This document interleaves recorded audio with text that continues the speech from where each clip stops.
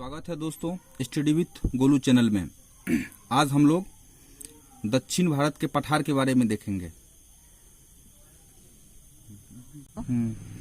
जैसा कि हम लोग फिगर में देख रहे हैं, हमने ये जो फिगर बनाया है इसमें दक्षिण के पठार के सभी चीज को दर्शाया गया है यहाँ पे, ठीक ना।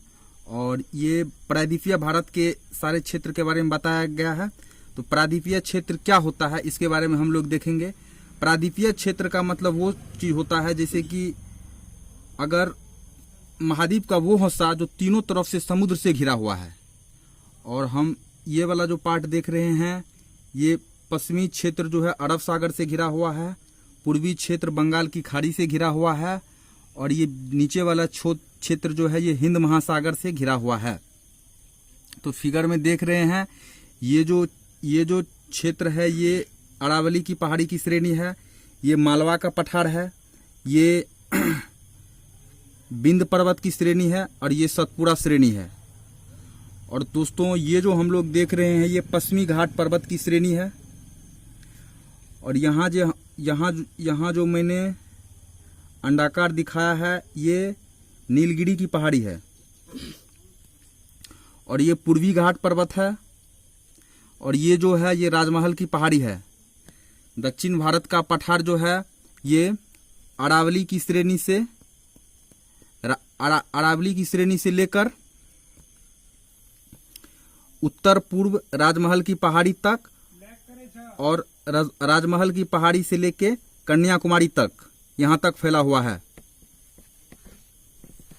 अब हम लोग नीचे देख रहे हैं,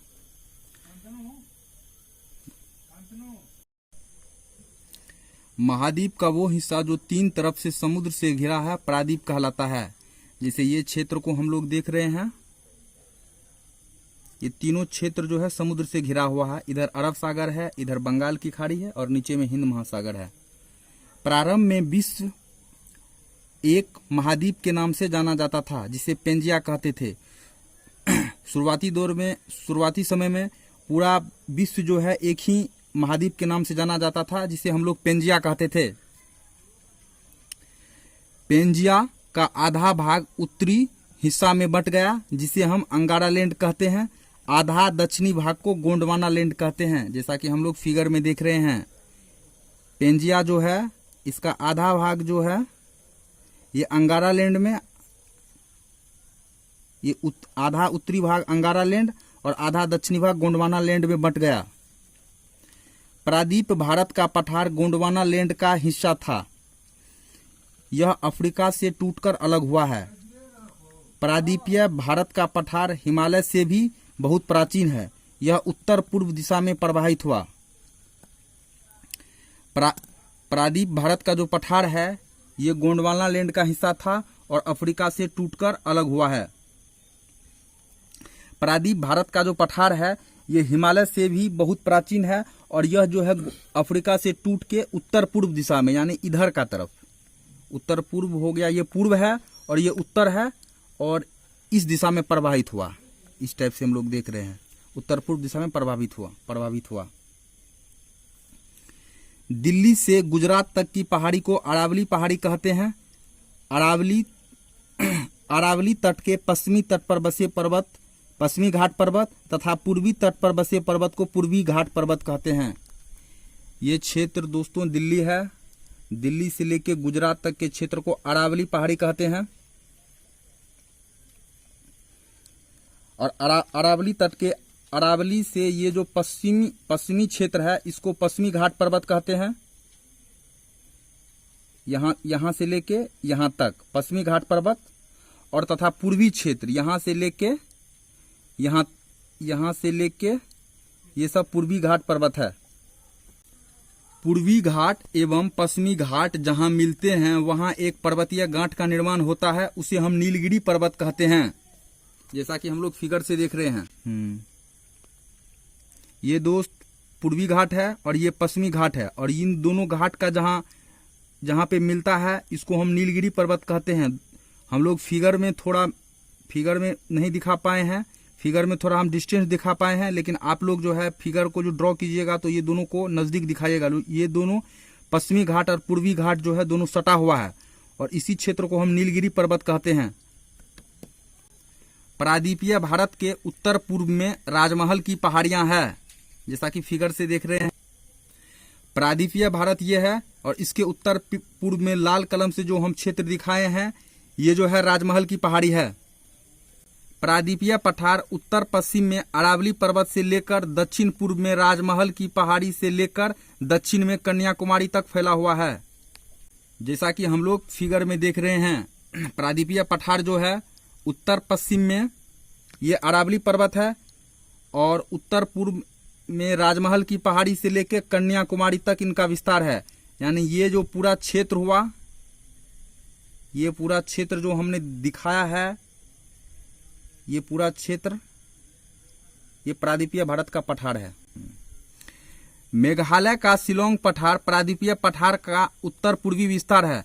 शिलोंग पठार राजमहल की पहाड़ी का ही उत्तर पूर्वी भाग है। ये जो शिलोंग पठार है ये मेघालय का, ये जो राजमहल की पहाड़ी है इसी का उत्तर पूर्वी विस्तार है। और फिगर में फ्रेंड्स हम लोग इसके सामने दिखाना चाहिए, लेकिन ये थोड़ा इधर हो गया है, तो आप लोग उसको थोड़ा मैनेज कर लीजिएगा। राजमहल की पहाड़ी तथा शिलोंग पठार का बीच का भाग अवतलित हो गया है। इस भाग को गंगा एवं ब्रह्मपुत्र नदी लाए गए मिट्टी बालू से भर दिया, जिससे समतल भूभाग बन गया, जिससे बांग्लादेश जैसी मैदानी भाग बना। और बीच का भाग जो अवतलित हो गया वहां एक गैप बन गया, जिसे राजमहल गारो गैप या मालदह गैप कहते हैं। ये जो राजमहल की पहाड़ी है और ये जो शिलोंग पठार है, इसके बीच का भाग जो है फ्रेंड्स, ये क्या हुआ कि किसी कारणवश अवतलित हो गया, और अवतलित होने के कारण जो है गंगा एवं ब्रह्मपुत्र नदी द्वारा लाए गए मिट्टी बालू अवसादों आदि से इस भाग को भर दिया गया, जिससे समतल भूभाग बन गया, और इससे बांग्लादेश जैसे मैदानी भाग का निर्माण हुआ। देख रहे हैं कि ये जो क्षेत्र है ये बांग्लादेश का क्षेत्र बनता है। यहाँ पे अरावली पहाड़ी के दक्षिण में मालवा पठार है। मालवा पठार के दक्षिण में विंध्याचल पर्वत है। विंध्याचल पर्वत के दक्षिण में सतपुड़ा की पहाड़ी है। ये फ्रेंड्स अरावली की पहाड़ी है, इसके दक्षिण में मालवा का पठार है। मालवा के पठार के दक्षिण में सतपुड़ा की पहाड़ी है, और सतपुड़ा की पहाड़ी के दक्षिण में ये जो है विंध्याचल पर्वत श्रेणी है। सतपुड़ा पहाड़ी के दक्षिण में प्रायद्वीप भारत का ढाल पूरब की तरफ है। इसी कारण महानदी गोदावरी कृष्णा तथा कावेरी नदियां पूरब की तरफ बढ़ते हुए अपना जल बंगाल की खाड़ी में गिरा देती है। ये जो सतपुड़ा पहाड़ी है इसका दक्षिणी भाग जो है, यहाँ पे इसका ढाल जो है पूरब की तरफ है, जिस कारण जो है महानदी गोदावरी और कृष्णा और कावेरी नदी का पानी जो है ये पूरब में बंगाल की खाड़ी में जाके गिरती है, क्योंकि इसका जो ढाल है ये पूरब की तरफ है। सतपुड़ा पहाड़ी के उत्तर में एक भ्रंश घाटी है जिसे नर्मदा भ्रंश घाटी कहते हैं, जिसमें नर्मदा नदी बहती है। और इसके दक्षिण में एक भ्रंश घाटी है जिसे तापी भ्रंश घाटी कहते हैं, इसमें तापी नदी बहती है। इन दोनों भ्रंश घाटी का ढाल पश्चिम की ओर है, ये अपना जल खंभार की खाड़ी में गिराता है।